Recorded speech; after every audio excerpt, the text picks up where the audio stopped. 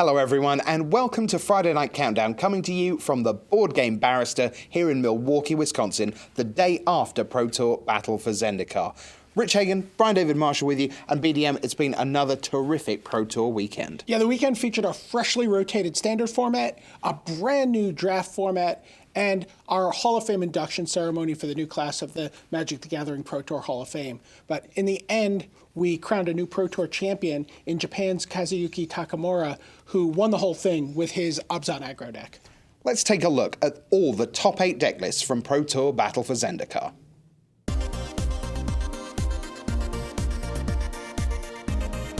Brazilian Hall of Famer Paulo Vitor Damarosa was in his 10th Pro Tour Top 8 appearance, an astonishing accomplishment. His Atarka Red list featured both blazing speed and an out-of-nowhere combo kill that combined Temur Battle Rage and Become Immense to make almost any creature a devastating lethal threat.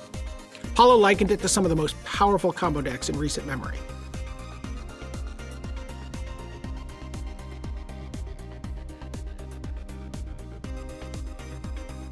Friends and teammates Jon Finkel and Owen Turtenwald matched each other card for card with their Dark Jeskai decks. While this was Owen's 3rd Pro Tour Top 8, Finkel pushed his amazing total of Sunday appearances to 15, a full 5 more than Paulo and Kai Buddha. Their deck featured many of the most powerful normal Jeskai effects. However, their rock-solid mana base from the new Battle lands enabled them to add black to the mix, providing access to Tasigur the Golden Fang, Colligan's Command, Utter End, and most importantly, Crackling Doom.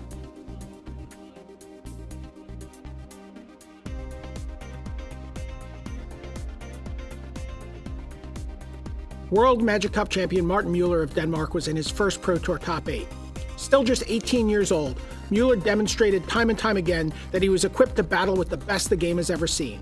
His take on the Jeskai colors featured Token Maker's Dragon Fodder and Hordling Outburst, a full set of both Jace Vryn's Prodigy and the new Gideon ally of Zendikar, and capped it off with the engine of Jeskai Ascendancy.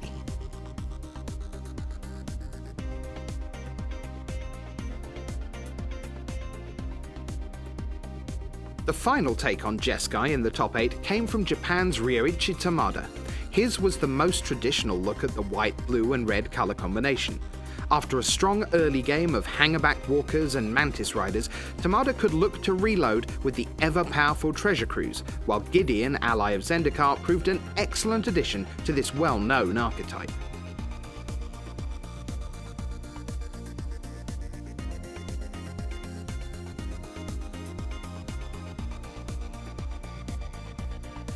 Pro Tour Battle for Zendikar was not only Ricky Chen's first Pro Tour Top 8, it was his first Pro Tour ever. The Canadian demonstrated his mastery of the popular green-white Megamorph strategy. Many familiar elements were on display, including Deathness Raptor, Den Protector, and Hangerback Walker.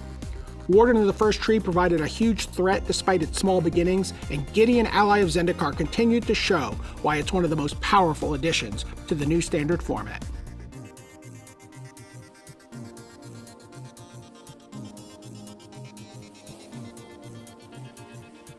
Also hailing from Canada, Paul Dean played an Abzan list that was headlined by Unofenza the Foremost, a card that has taken on greater prominence in the archetype thanks to the improved mana bases from Battle for Zendikar. It was part of a super powerful mid-game package that also included the signature standout Siege Rhino and Wingmate Rock.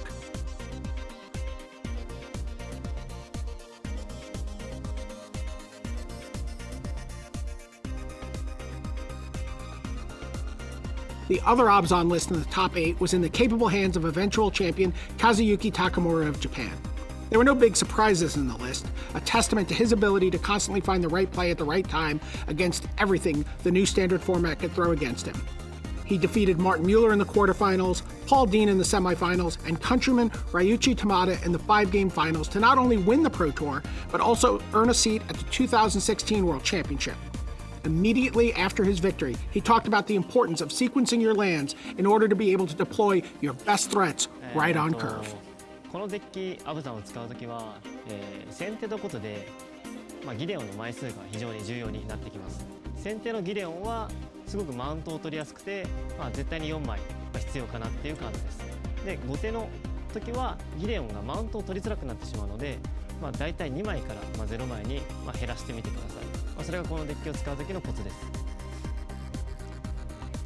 基本的にはそのフェッチランドが12枚入っているデッキなんですけども、フェッチランドで基本地形と持ってきて、森平地で持ってきて、最後に、フェッチランドで、バトルランドの黒マナを持ってくるっていう動きが、基本的な動きになります。もしその土地が、3枚とかで、フェッチランド、ペインランドっていう重なってしまった時には先に、フェッチランドで、バトルランドを持ってきてタップインを処理していくっていう形が、いいかなと思います。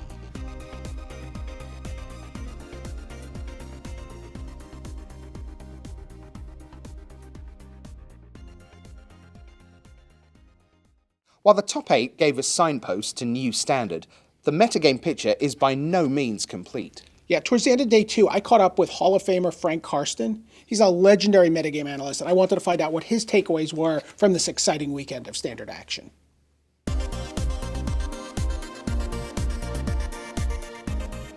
Well, coming into the tournament, people were talking about the 4 pillars of the format, and it's kind of played out that way a little bit, but is there room for evolution going forward? Well, for sure. I played against Gabriel Nassif in the format, who surprised me with an aristocrat-style deck, which relied on creatures that benefit when you sacrifice creatures. That looked awesome. I tried building something like that as well, didn't get there. Also saw Christian Calcano and other players with like a blue-black variant of that deck. That may be like one of the few relatively unexplored angles, which I'm hoping to see more of in the upcoming weeks. What was the coolest deck you thought about coming into this tournament, but you didn't have the either the courage or the results to pull the trigger on? Or the wisdom not to play it, perhaps. I made a lot of really bad brews.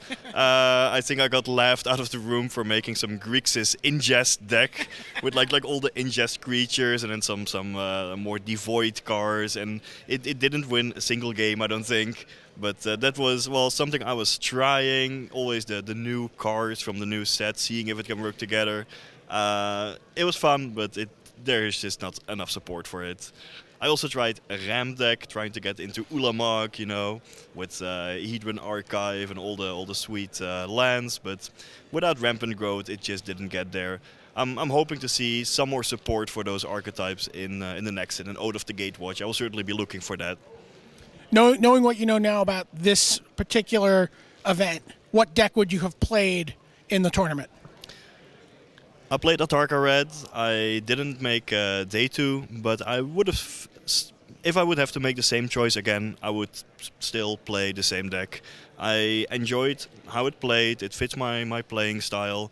I like all the combat math and counting with all the pump spells. It's kind of like playing Affinity, but in standard. I love that. Although I didn't do too well with it, I like my deck choice still, and I would have chosen the same going forward. Some interesting comparisons we've gotten for Atarka Red. Paulo Vitor Domodorosa called it Splendor Twin. Frank Carson calls it Affinity. Those are both very scary decks, so we could be seeing a lot of Atarka Red in the coming weeks. For Frank Carson, this is Brian David-Marshall. The Blue-Black Aristocrats deck was one of a handful of exciting new decks that came through the tournament centre this weekend.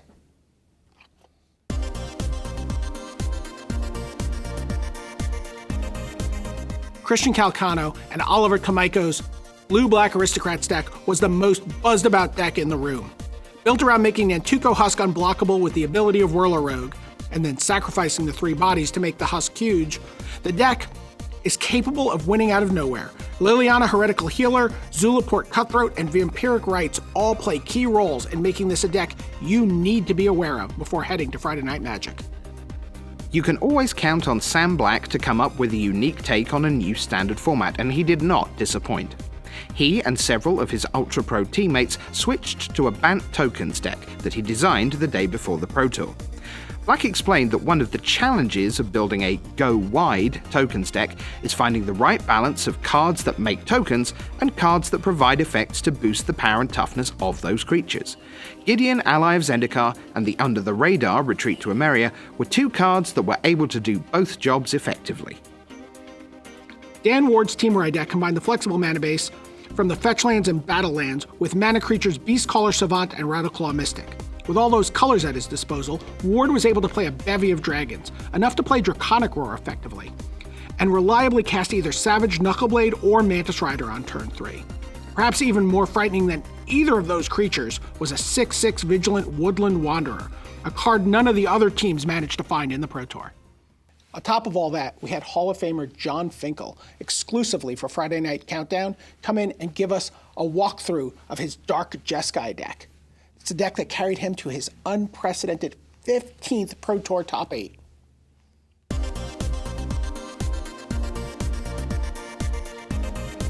Hi, I'm Jon Finkel. This is the Jeskai Black deck that I played along with most of the members of Team Pantheon in the Pro Tour here in Milwaukee. So the Jeskai deck has been popular for a while, the traditional 3-color Jeskai deck. It was always a strong deck, but it always felt just slightly outclassed by the Abzan decks. There's a real problem dealing with cards like Siege Rhino and Anafenza and sort of big ground creatures if it doesn't get tempo advantage. And then Battle of Zendikar came out. Now, Battle of Zendikar did not have a ton of really powerful spells in it, at least compared to Khan's block, which were just really powerful everywhere. In fact, my deck only has one card in the main deck that's not a land. It's from Battle of Zendikar, which is the Dragon Master Outcast. I'll talk about him in a bit. However, what was in Battle of Zendikar were new lands. They had these battle lands here. In this case, I have Smoldering Marsh, Sunken Hollow, and Prairie Stream. And these 4 cards right here, these 4 lands, made all the difference in the deck. Because now you can play your Jeskai deck with some black, because the mana would work when you have 12 fetch lands, you can get basically whatever color mana you need. And now the deck played Crackling Doom, which really shored up its biggest weakness. It also let it play Tasigur, which it's just such a good creature in this format. Cast it, very cheap. It's on 3rd turn all of the time with your sack lands, or if you cast, one removal spell. It's just a huge body against ground creature decks. It just, comes in and stops, and stops their assault. If you're playing against a red deck, you like the Mantis Rider, 1 trick, sometimes kills your Mantis Rider and the creature doesn't even die. But Tasigur, 1 trick at best trades, and sometimes they even need 2 tricks. Plus against control decks, he's amazing. When you're playing for 1 mana, you can activate him, you just get some card advantage. So he's really, one of the MVPs. The Dragon Master Outcast, obviously he's a 1 mana 1/1. He's not really that great. His ability is you get to put a 5/5 dragon into play in your upkeep if you have 6 lands and he's in play. The thing about this deck is that it actually has 6 ways to get back a creature. It has 3 Kolaghan's Command, which let you return it to your hand as one of the abilities. There's 3 Odrazai's Command, which are even better and put it into play. So if you draw your Outcast, maybe you trade early, maybe you discard him to Jace, as long as you see him at any point, he's in your graveyard, and then all game you have the ability to get him back, when he's useful, when you've hit the 6 lands. End of turn, Odrazai's Command, put my Dragon Master into play, draw a card, untap, get a dragon, and the game's just over. For the rest of the spells, we played 2 Wild Slash and 2 Fiery Impulses. These are very similar cards. And I know a lot of people ask, well, one of them has to be better than the other. Why don't you choose that one? The reason why is because this deck has a lot of card selection. With Jace, first of all, you get to loot, you get to draw cards and discard cards, so you get to see deeper. With Dig Through Time, you get to see a large amount of cards. And most importantly, when Jace is flipped, you have your whole graveyard to choose from in terms of flashing back a spell. So having access to more different cards is really beneficial because, usually these cards are gonna be exactly the same. But every once in a while, you want the Wild Slash, if you need to do damage to a player, if you need to kill a Planeswalker. But sometimes you need the Fiery Impulse, let's say kill a Mantis Rider. So having 2 and 2, I think, really works. Dispel is just a great card in this format. For 1 mana, it blanks almost all the removal spells people are playing. Playing a Mantis Rider with 4 mana with 1 blue untapped, or playing a Tasigur with a blue untapped, it's just there's just a lot of, security there. 4 Crackling Dooms. This is the removal spell. It gets rid of the big creatures. It's always a problem with this deck. This deck has tons of ways to kill small creatures, but the big creature is always a problem. Plus it does damage to them. This deck can be a very aggressive deck at times. With the 3 Colligan commands, this is, again, a great card. It's just 2-for-1s all over the place. You can kill a creature, you can make them discard a card, which is always really good. You can get back one of your own creatures, and you can destroy an artifact, which is great in a format with Hangerback Walkers. So really all 4 of the modes come into play. And then we had one other end. It was between this or Jeskai Charm. I'm really not sure if this one's better, but we were just worried that maybe there'd be some problematic deck that we didn't really know how to deal with. And this gives us an answer. And again, we have so much searching and the ability to recur it that having one of a card is a little bit less random than it would be in most decks. 2 dig through times. This is the sort of engine. It's great when you have Ojai's command. You sit there, 4 mana untapped. If they cast a creature, you get counter it and draw a card. If they don't cast a creature, you cast dig through time. Look through 7 cards and choose the best 2. And then we had Sarkhan, the Dragon Speaker.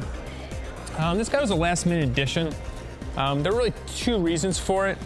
The first is that we were worried there would be a lot of Ojai command mirrors where you're just sitting there back and forth and no one wants to cast a spell on their turn. So it was nice to have one guy to search for, and then when we're just both sitting there waiting for the other guy to flinch, you can put him out and they're not going to counter him and draw a card.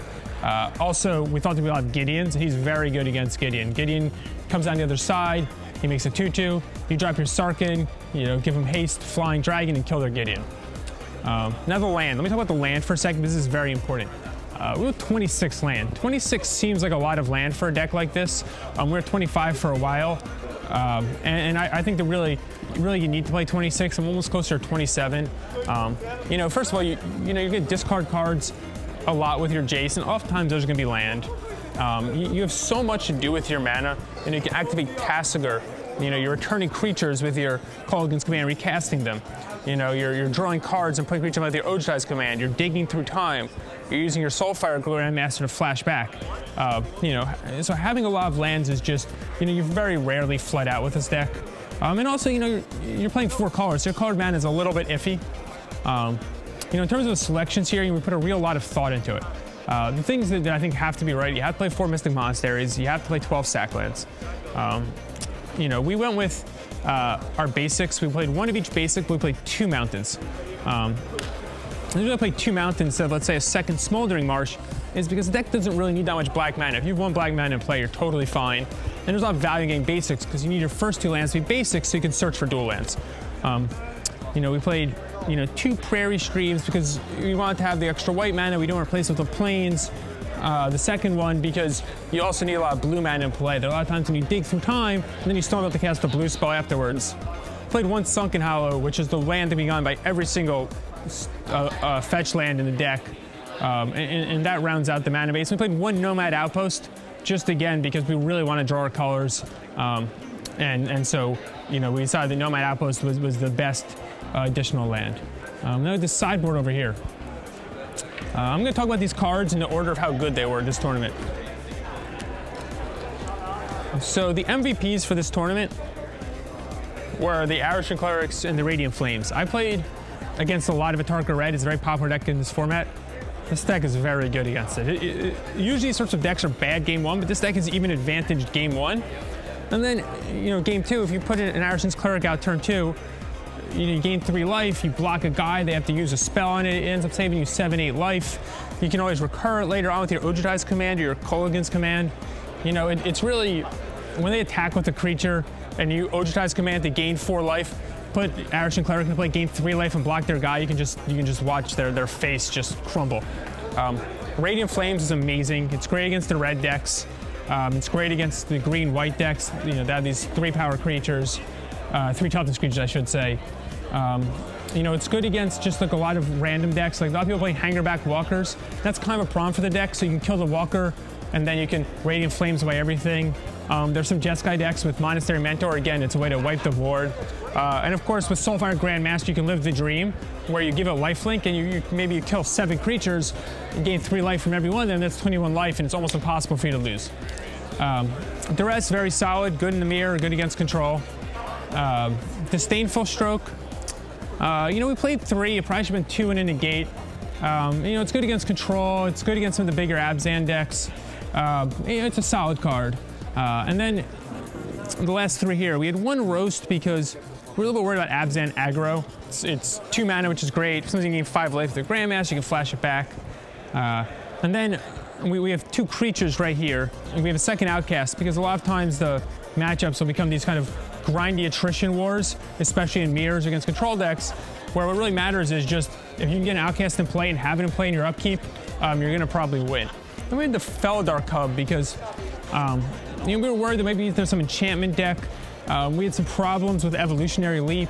People playing Silk Wraps. And the great thing about him is that, if you draw him, you have 6 commands, so you can just keep on recurring him over and over and over again. And the last 2 cards, which I didn't mention before, were amazing, were Exert Influence. Again, against the Abzan decks, you can get up for 4, you can take their Anafenza, you can take their Siege Rhino, take their Hangerback Walker, you can take their Tassiger. In the mirror match, again, it's great. You take Mantis Riders, you take Tassigers. I mean, this was just an MVP this tournament. So yeah, so this is the Black Jeskai deck. I think it's a really solid deck, aggressive, versatile. You can play all sorts of roles and play them all well. So, maybe next time you're going to a tournament, this is a deck you should consider.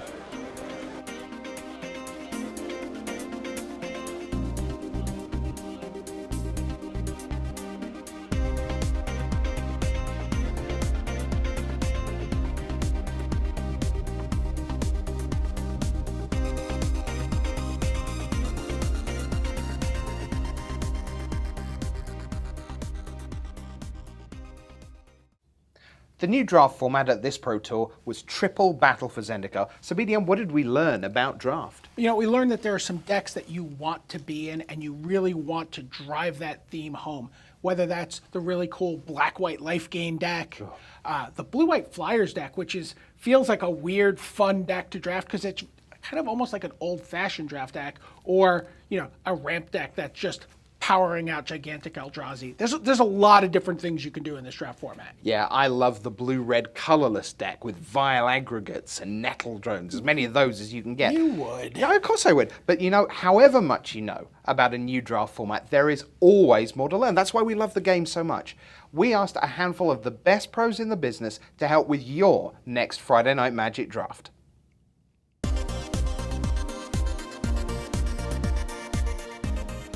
Battle for Zendikar Limited is all about Eldrazi battling against the allies of Zendikar. That's what the set is all about, and the limited format really portrays that. Basically, if you're in the Grixis color combinations, that's blue, red, black, any combination of those colors, you probably do want to be in just 2 colors and just be really focused on the Eldrazi themes. You want to draft all colorless creatures and all the cards that care about colorless stuff. And fighting against that is the allies, and that's in the Naya color combinations, so that's green, red, and white. Any combination of those, you're looking to draft a lot of allies and build around ally synergies. And those are the 2 main decks of the format. Those are the archetypes that perform the best, and when they come together are doing the most powerful things. Kind of outside of that, there are other things that exist. You can sometimes get a red-green landfall deck or a blue-green converge deck that gets to splash lots of powerful cards in other colors. And those decks can be awesome when they come together too. But really it just boils down to the allies fighting against Eldrazi, which is awesome. I don't want to see green cards. That's the most important thing. I mean, I can see green cards, but I don't want to pick them. Opening the 2 or 3 good green rares and mythics is something I really want to avoid. I think the 2 good decks are Blue-Red Devoid, like an aggressive, almost all colorless deck, and Black-White Allies, like the whole life gain thing. Like the 1/2 healer that drains your opponent and then affects the proc of that, they gain +1/+1 counters. I think that's the 2 decks I really want to draft. Sometimes the Blue-Black Ingest deck is also great, but I'm looking to draft Blue-Red or Black-White. Well, my draft coach and my limited coach for this tournament was Tom Gwevin, and he told me that the key word to keep in my mind at all moments was cohesion. That more so than maybe some recent limited formats, you need to draft a cohesive deck and not just a good curve, removal spells, and bombs. So that means taking really high upside, high ceiling cards and then hoping to get rewarded for them later, like Molten Nursery and things of that nature. A lot of the less synergistic, less powerful powerful, good removal spells and just, great cards in 2 colors decks have been getting crushed by the all-in Devoid, all-in Ingest, all-in life gain mechanic decks that abuse the inherent synergies in the cards. So I would say that, especially early on in the draft, but really throughout the draft, keep in mind that not just objectively powerful cards, but cards that fit a larger game plan is way more important than it's been, say, for example, in Magic Origins or in the Constant Hero block. In Battle for Zendikar Limited, creatures can hit really hard on the ground. So if you can do the best job attacking on the ground with the red-green landfall deck, that's a great approach to take. Otherwise, you want to be well prepared. High toughness blockers like Fortified Rampart are a lot better than they look. And the last thing you want to be doing is trying to attack with small creatures on the ground, like grizzly bears, white-green beatdown. Other than that, you can go for any of the synergies in the format. Like the ally deck is quite good if you can get the right cards, like Kazandu Blademaster or Tajuru Warcaller. And the Devoid decks with Nettle Drone and Vile Aggregate are great as well. Be careful with the processing cards, because you need a lot of ways to exile your opponent's cards before you can really process too much, and it's hard to come back if you don't have a good start and you have too many process cards in your deck. Other than that, just do what seems fun and play for the long game, and you'll do well. In Battle of Zendikar Limited, I would go for blue control decks. Blue-red, blue-white, blue-black, it doesn't matter. As long as your creatures are defensive, you have evasion, and you have removal, your deck should be fine and well set up to take advantage of some of the slow and synergy-based decks that you can encounter, such as Allies or Eldrazi-based decks. When drafting Battle for Zendikar, one of the first things I would do with this limited format and any limited format is take a look at the gold cards. And so when you look at each of the gold cards in the 10 color pairings, you'll notice that they give you a really good idea about what that color pairing is trying to do in the format. So if you look at Battle for Zendikar, take a card like Forerunner of Slaughter. It's black and red for a 3/2, and if you pay a colorless mana, you can give a colorless creature haste. And so that tells you that your black and red deck is going to be about getting lots of colorless creatures and attacking your opponent and finishing them off quickly.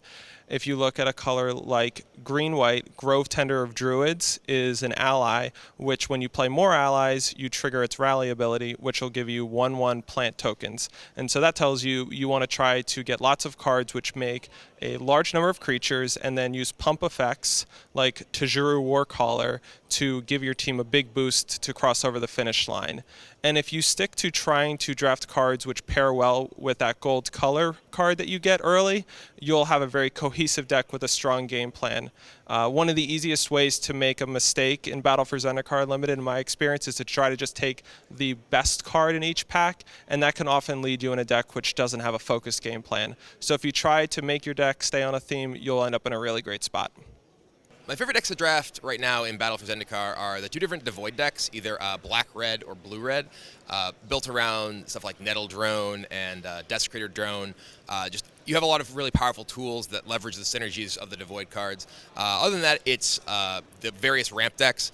I love Eyeless Watchers into Enormous Monsters. The deck that I actually played today at the Pro Tour that I went 3-0 with had triple Eyeless Watcher, Brood Butcher, Omnath, just all sorts of really cool stuff.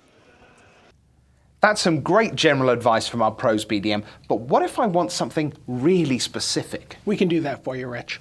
When the pros are preparing for a Pro Tour, they will do as many as 100 drafts. They'll see every single card. They'll see all the rares, the uncommons, and the commons, and they'll know where they pick them all in relationship to each other. They put together very rigid pick orders. We talked to Seth Manfield. He's the reigning world champion, and last year on the Pro Tour, he was the best drafter in the game. Let's take a look at Seth Manfield's pick order for Battle for Zendikar.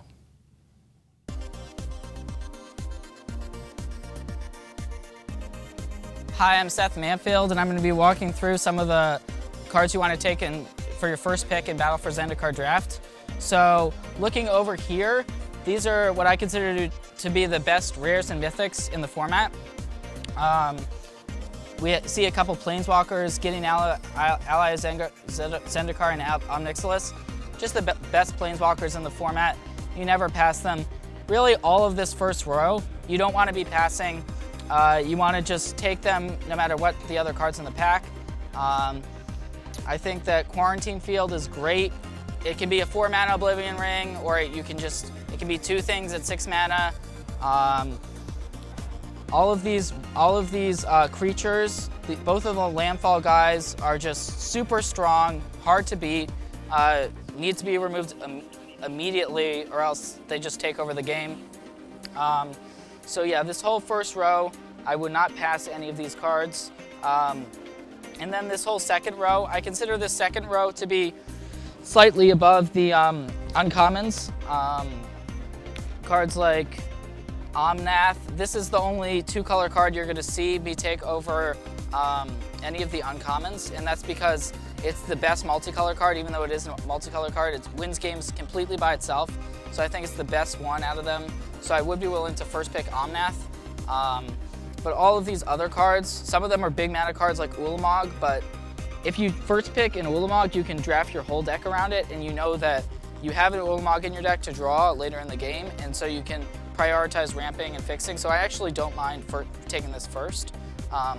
So these would be the cards I'd be looking to take over the top uncommons like Rolling Thunder, Grip of Desolation, Stasis Snare, and Vile Aggregate. But there's some room to maneuver if a pack is leaning heavily more towards one color or another. Then I'd be willing to say take Rolling Thunder or Grip of Desolation over Woodland Wanderer. Like, I would be fine with doing that anyways. So, but in general, I think I would take these rares and uncommons over the top tier uncommons, which you see right here. And I think that once you get to Sire of Stagnation, Oblivion Sower, Brood Butcher, and Brutal Expulsion, and Exert Influence, you'll see a bunch of multicolor rares. Cards are great, but they're 2 colors. I don't really want to be taking a 2-color card, but these are some of the best ones, so I'll first pick them.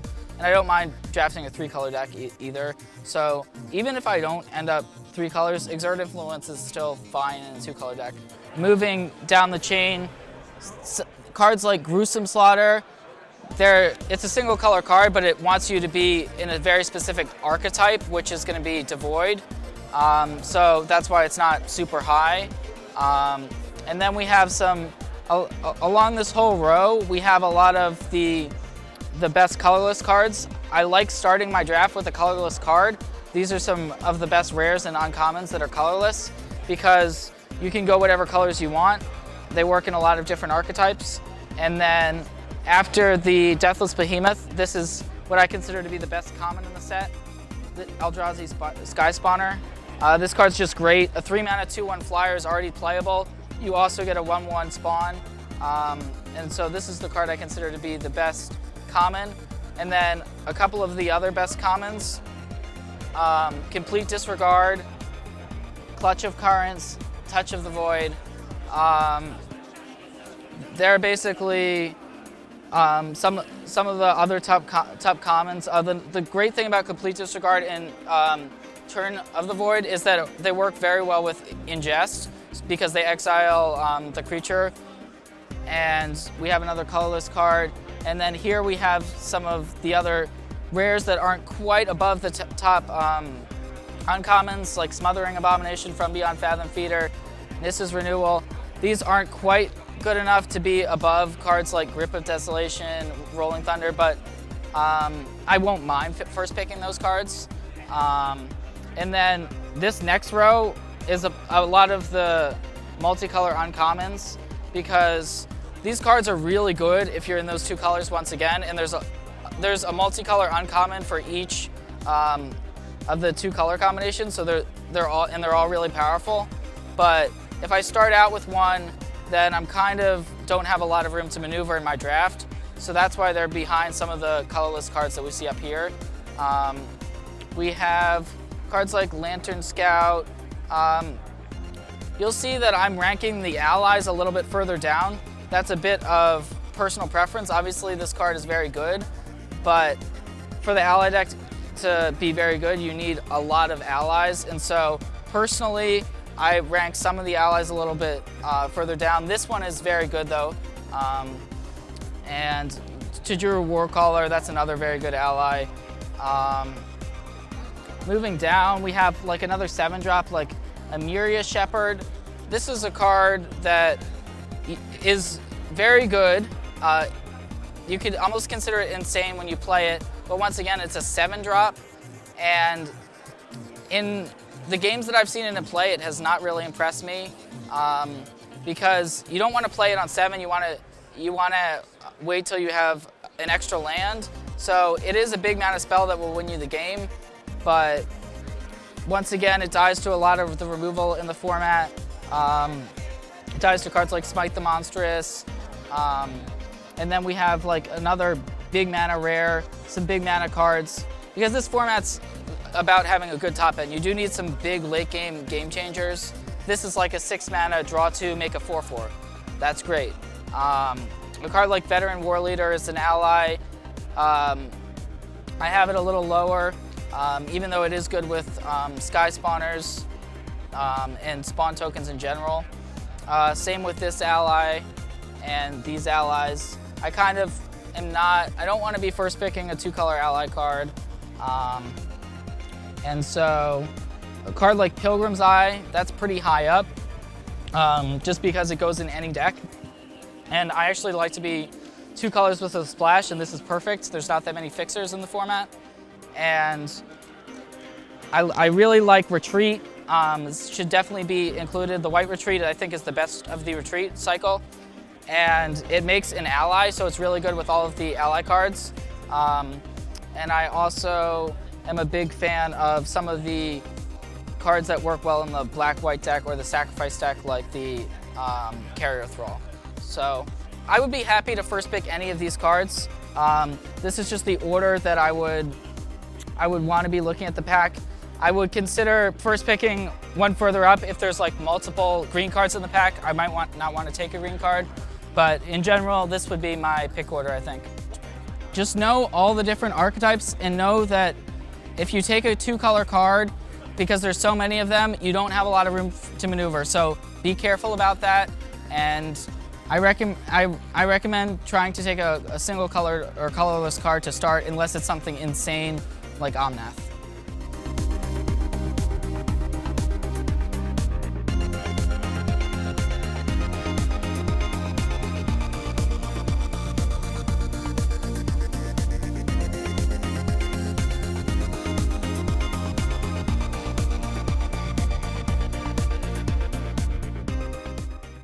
I'm here with Gordon Lugauer, the owner of a chain of stores, the Board Game Barrister, in and around the Milwaukee area. Gordon, talk to me about your Friday Night Magic events here at the Board Game Barrister. Well, we have a great community. At the store that we're in, we have really a diverse number of people who come in, and they're playing all sorts of different events. So, for example, on this last Friday, we had a standard event, which was the largest, of course, but we also had a modern event, a commander event, and 2 different drafts going on at this store. It was really fantastic. Oh, that's exciting. I love drafting on Friday nights. Now, I understand you have a little bit of a different characteristic for your Friday Night Magics in terms of what people really like at different stores. Yeah, that's very much so. So contrast this to our Bayshore store up on the north side, where they're really about modern. Now, they also have a very strong standard community, but I mean, it's standard and modern, and probably the strongest, largest modern community in the region. And they don't draft as much, they don't do commander, but modern, oh yeah, they got it.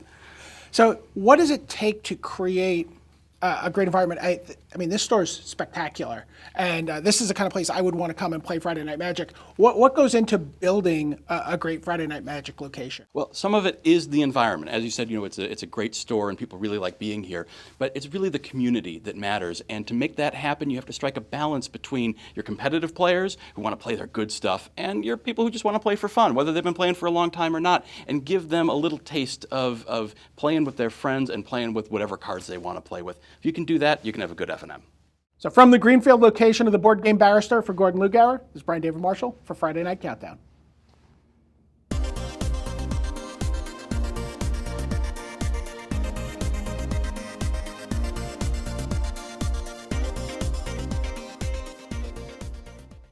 Pro Tour Battle for Zendikar featured 2 legendary Hall of Famers going at it in the top 8. And BDM, that was kind of appropriate. Yeah, Rich. Before the start of the Pro Tour, we held the induction ceremony for Willie Adel, Shota Yasaoka, and Eric Froelich, the 3 new members of the Magic the Gathering Pro Tour Hall of Fame. It was a very emotional evening as we heard from all 3 of the new members of Magic's most exclusive club.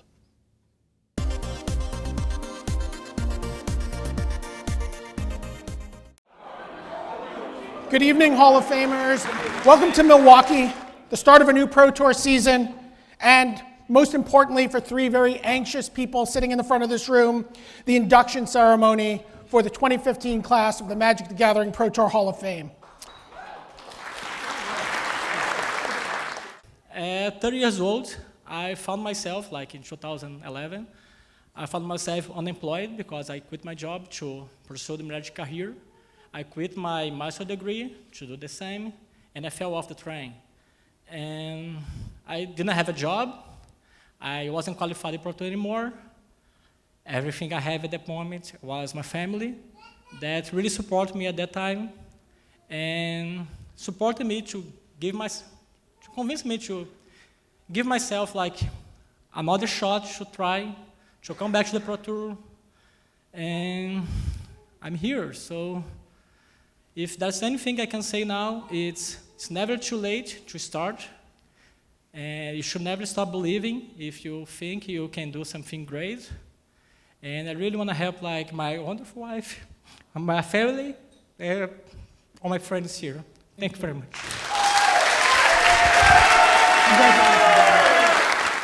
I have created many happy memories during those 10 years. But being inducted into the Magic Pro Tour Hall of Fame brings me a special joy and appreciation because this is recognition from many people in the community. I would like to thank everyone who has supported me throughout the years. I would like to continue to play and make an effort to be a role model for a new generation of Magic players. Thank you very much. Thank you. Congratulations.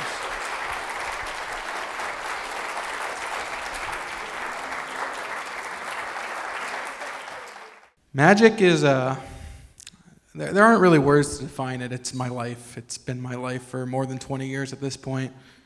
It's brought me so much. The people who have made Magic, the people who continue to care a lot about Magic, a ton of you are in this room. Thank you for all that.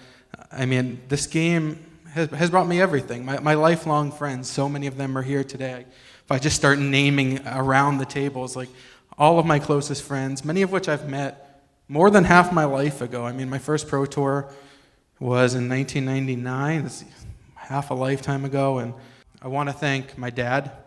Without my dad, I'd never get into Magic. I was 10 years old, it was 21 years ago, and I wanted to play Magic, and I had friends at school who were playing Magic, and he drives me to the comic book store and buys it was a revised starter kit. I believe it had 2 starter decks in it, and these cards looked really cool, and I just started playing them, and I didn't know any of the rules. The rule book was way too complicated for me, so my dad reads the whole thing overnight and teaches me the next day, plays with me all the time.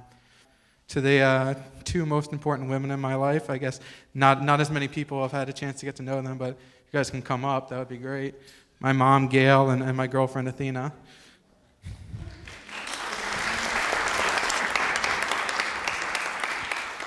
This is, my special day, and I can't imagine sharing it with anyone more special to me than Athena. And I'd also like to take this moment to say that I don't think I should be the only one to get a ring today, and I'd like to share all the rest of my days with her. And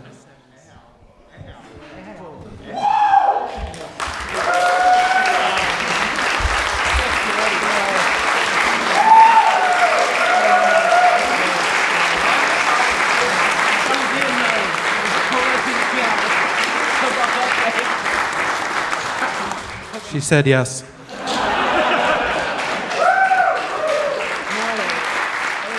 Ladies and gentlemen, the 2015 class of the Magic the Gathering Pro Tour Hall of Fame.